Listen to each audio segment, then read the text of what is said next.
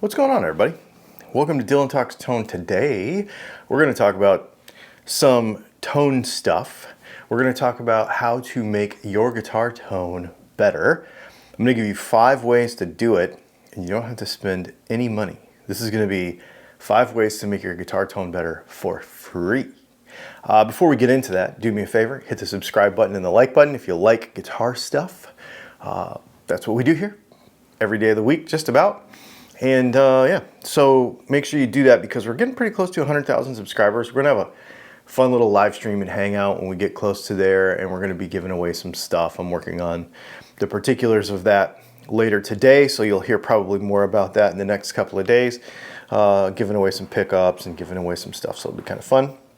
So make sure you hit the subscribe button and the like button, and make sure you check out DylanTalksTone.com. We don't really have sponsors for our videos, so check out DylanTalksTone.com where we make pickups. That's what we do. And Patreon.com if you want to see ad-free content and you want to see some other stuff that we've got going and hangouts and that kind of thing. Okay, let's talk tone. Let me grab a guitar. And I'm going to talk about the very first thing, and that is pickup height. All right, so the first thing we're going to talk about is pickup height. This is free. All you need is a screwdriver in most cases.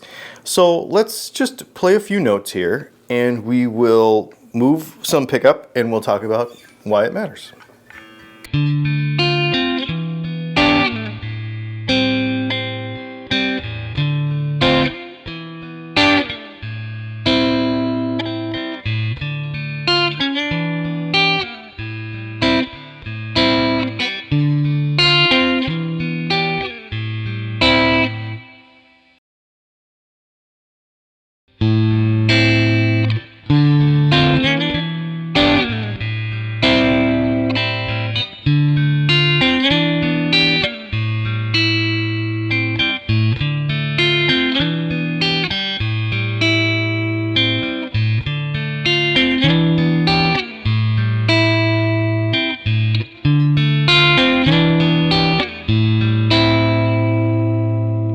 Okay, so we moved the pickup from really low to kind of where I like to have it. And what you'll notice is the mid-range especially and the bass frequencies changed a bunch, right? So it wasn't necessarily a volume or weakness thing. It was more about what frequencies we heard. And that has to do with the shape of the magnetic field, where the string is within that magnetic field. And basically because, you know, a particular magnet, that magnetic field only stretches up above the magnet a certain amount of distance, and it also changes shape as it does that, like the further it gets away. And without getting super nerdy here, but the further away the magnet is from the string, the strength goes away exponentially. Like it's really, really, really a lot less, even moving it just a little bit. So that changes everything. That changes the complete frequency response of the pickup. So this is something that I would definitely recommend experimenting with. What I typically do to set my pickup height is I fret the last fret on any guitar. This is any guitar. And then I raise this up until it's about 3 millimeters or so, which is right around like 150 thousandths of an inch, something like that. And then basically I go between the neck pickup and the bridge pickup, and I just balance out the volume. That's typically what I do as a bass line, and then I play around with it if I want to change that sound just a little bit. On a Strat guitar with a middle pickup in it, then I take this middle pickup and I actually use one of these notch positions, and I get that kind of scoopy mid sound right by moving the middle pickup around. So that's what I do for pickup height. But that is a free thing and makes a massive difference in the potential of your guitar. You'll find that your pedals act differently. You'll find that your amp acts differently. It can completely change everything just moving around your pickup height. So the next thing is use your knobs on your guitar. Now this guitar only has one knob, but let's do it.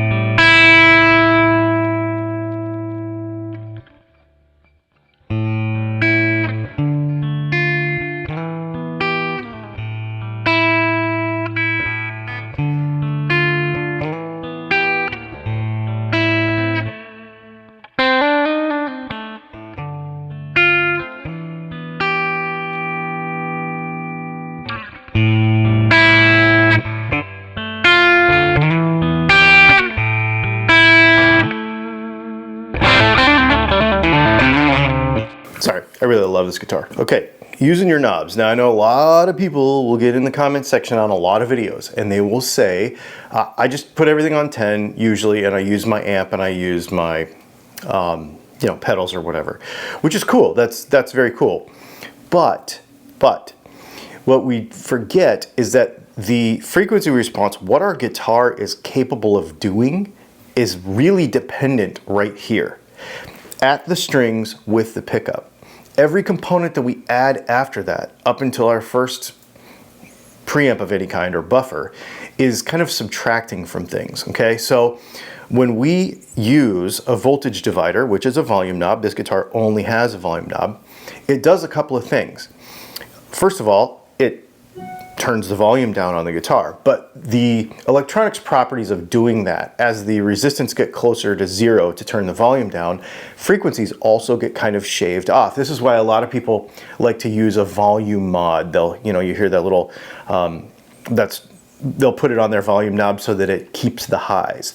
I don't like that. What I like is just a straight volume knob, because as you could hear in that sound sample, not only did the overdrive go away, right? Like not only did because this is a pretty high output pickup, so not only did the overdrive go away, but it sweetened up a lot too. Some of the high frequencies went away.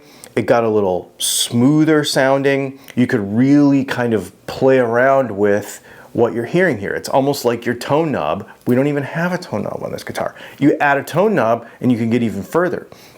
A lot of people use just everything on 10, but the full potential of your guitar is right here. So play with it right here before you get to your pedals, you get to your pedal board, you get to your amp and all that kind of stuff. And I think you'll find that you'll get a lot of dimension out of it. I always tell people everybody should own at least one single pickup guitar with a volume and a tone. Not particularly this one, but with a volume and a tone, because it will teach you a lot about those dynamics and being able to use that volume and tone to shape the sound before it gets there. It's very powerful. You'll watch a lot of folks, especially a lot of the guitar gods that we know of, will, you know, that we've grown up loving, they will use their volume knobs and their tone knobs because honestly, they didn't have that stuff. They didn't have all the post-processing. So they had to shape their tone mostly right here. So give it a shot. It's free. You don't even have to do anything. You just use this knob right here. All right, number 3 on the list, let's talk about fixing buzzes and rattles and anything that robs from the vibration of the string, okay? This is a really important thing. If you watch my channel at all, you'll hear me talk about this all the time. The goal of an electric guitar, this is not an acoustic instrument, okay? So in an acoustic instrument, we want to get this soundboard to vibrate as much as possible so that it moves as much air as possible and as accurately as we can, right? That's what an acoustic instrument does, whether that be a drum, a guitar, a banjo, a mandolin, anything like that. We're trying to get these strings to vibrate this soundboard to move the air so that we can hear it at our ears. An electric guitar is a completely different, it looks the same and it sort of plays the same, but it works on a completely different principle. What we're doing here is we're trying to maintain as much of the string energy as possible between the nut and the saddle, right? We don't want to lose it anywhere, because when we pick the note, we want that note to translate to sound as accurately as possible. If we lose any of that energy into any other thing, then we're not getting the tone that we intend, and we'll never get the tone that we intend if we're losing it to other extraneous vibrations and we're losing that energy from between the saddle and the nut. So if we have a nut buzz, if we have a saddle buzz, if we have fret buzz, those are things that we need to address first before we do any other kind of tone shaping, because we're not going to ever get what we want if we have those things. So there's a couple of places that this could happen. One, our tuners could be loose, not just for tuning stability, but because we don't want our tuners to be moving or vibrating or causing any vibration in the string, because that's basically upsetting. Any other of those vibrations is upsetting the vibration in the string. So we don't want that. So we want to make sure that our tuners are tight, make sure that the nuts on the top of the tuners are tight. If we have locking tuners, make sure that the pieces in the locking tuners do not vibrate. We also want to check our nut on our guitar and make sure that we don't have any buzzes or anything like that. If we have string trees on the guitar, we want to make sure that those are tight and that they are fitting straight so that they're not binding anything, right? We don't want to have our nut binding anywhere because that's going to retard the motion of the string if we do that. If we have a bridge like this one on a Stratocaster, or like on the MGK guitar that we just had with 2 screws on each saddle, what can happen is you can have one that's a little loose and one that's not, or you can have the saddle a little bit tilted from one side to the other, and that will cause A, the string to not sit in the right place on the saddle and bind. 2, or B, that could also cause a vibration because you could have one of these loose and one of them not. You could have the saddle rattling back and forth against the bridge, and that could be an issue as well. On a tremolo style guitar, the other thing that you could have is you could have loose parts back here. We want to make sure that all this stuff is nice and tight. The other thing we want to make sure is that our pots and our switches are all loose, or are not loose, they're all tight. We want to go through, you know, we've got this tool. We can go underneath here and we can tighten up the knob right there, and we can make sure that we don't have any knobs loose. We don't have anything moving around there. Also, our jack, we want to make sure our jack is tight. That's obviously for reliability purposes. This little jack adjusting tool is pretty cool because you can stick it in there and go like that. I'll leave links to some of this stuff in the description. You can use them if you want. If not, that's okay. But it's just stuff that I really like to make sure that my guitar is maintained.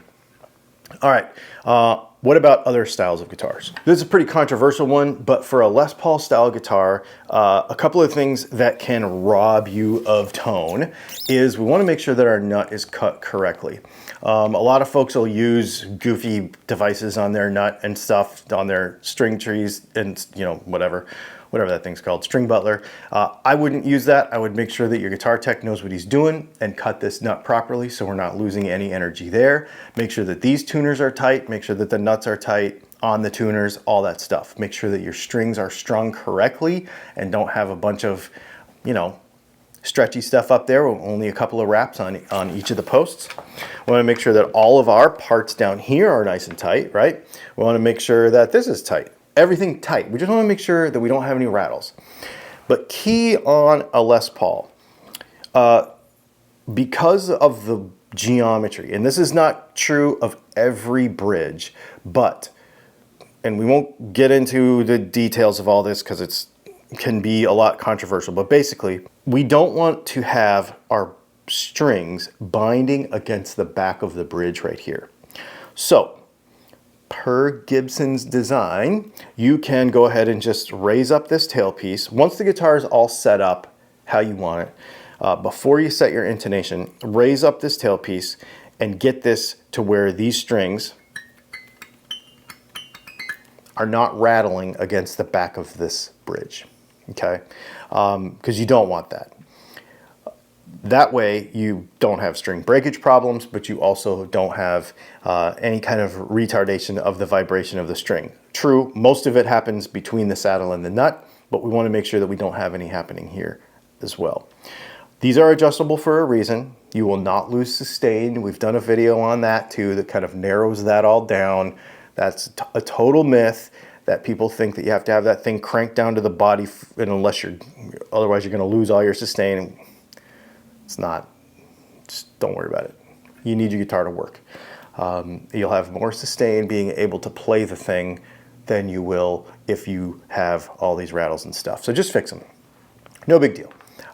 So all the hardware's tight, no vibrations, none of that. And then of course, this sort of crosses over into number 4. Now number 4 is going to be setup and tuning.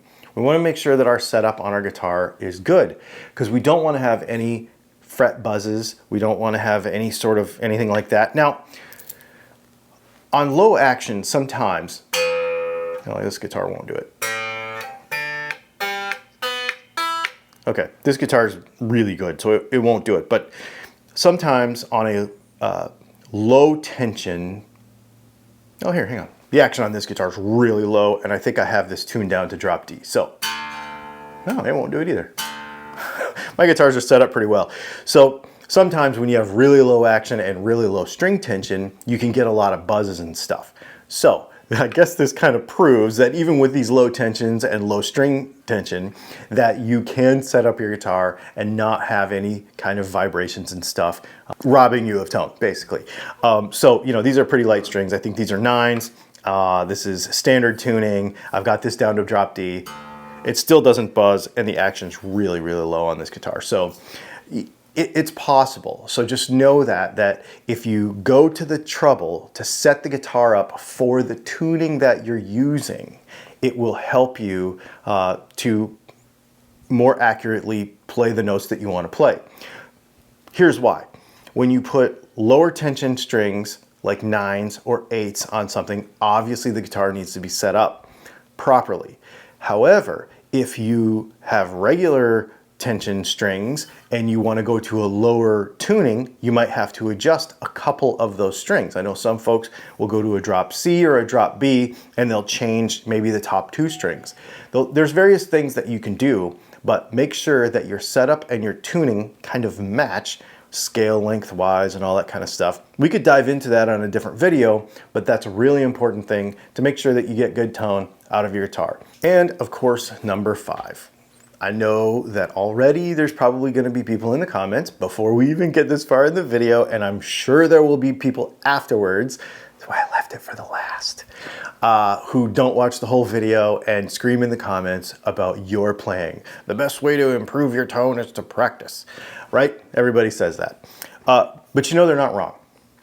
Hand position, especially with your fretting hand, is something that I think everybody should think about. This doesn't mean that you have to have a particular size of fretboard to get the best tone out of a guitar. I'm not one that believes that. I think a lot of folks think, oh, I can't play, you know, this neck is way bigger than this neck, and that neck is bigger than this neck. I could never play this skinny neck. I could never play this fat neck, right? I don't think it's so much of that, but it's paying attention to your hand position as you play. The interaction of your fretting hand, so for me it's my left hand because I play right-handed, with the guitar is probably the most important thing to our tone. If you watch people who are really good play and you'll be like, they're like moving with no effort, it's because they've spent so much time practicing with the placement of this hand. It is probably the most important thing, right? So take all the things that we just talked about, and the final application of them is really practice, right? All we've really done up to this point is get the guitar performing well. We've not spent any money. We've not, modded anything, right? But we're really just trying to get the most performance out of the guitar that we already have. So it doesn't matter if you're playing a $200 guitar or a $10,000 guitar. It all comes down to getting the performance out of the equipment that you already have without spending any money and making sure that you practice so that you have the good hand position. Because my dad wrote a book about this. Maybe I'll find a link to my dad's book and I'll put it in the description. But the first part of the book, he really talks about hand position. And I do some of the things that he tells you not to do. I hook my thumb. There's a whole bunch of stuff in his book. But anyway, I'll leave a link to it in the description because it's really good and it teaches people. And this isn't, I actually just thought of this just now. So this wasn't like a pre-thought thing to plug my dad's book, but you should get it. A little tangential with the playing position thing, but I think it's important. I think all 5 of these things are important. What do we got? Pickup height, use your knobs, buzzes and rattles, setup and tuning, and the tones in your hands, bro. This is 5 things. If there's other free things like this, performance-based, just trying to get the best out of the instrument that you already have, that you can think of, get in the description or get in the comments below and let me know. Because I think so many times we dive into all this equipment and buying these gadgets and all this kind of stuff. We had a podcast about this yesterday, and that's what kind of inspired me to make this video was, thinking about some of the mods to our guitars that we don't actually need. They're fun. I mean, they're fun. Mod your guitar however you want. Obviously, I encourage it because we build pickups for a living. However, there's a lot of things, if you're on a budget, that you can do to make your guitar sound better. Go try them. Go try some of this stuff. Get in the comments and let me know what you think. We will see you in tomorrow's video. Do me a favor, hit the like button and the subscribe button. We're getting close. Thanks a lot, and we'll see you in the next video.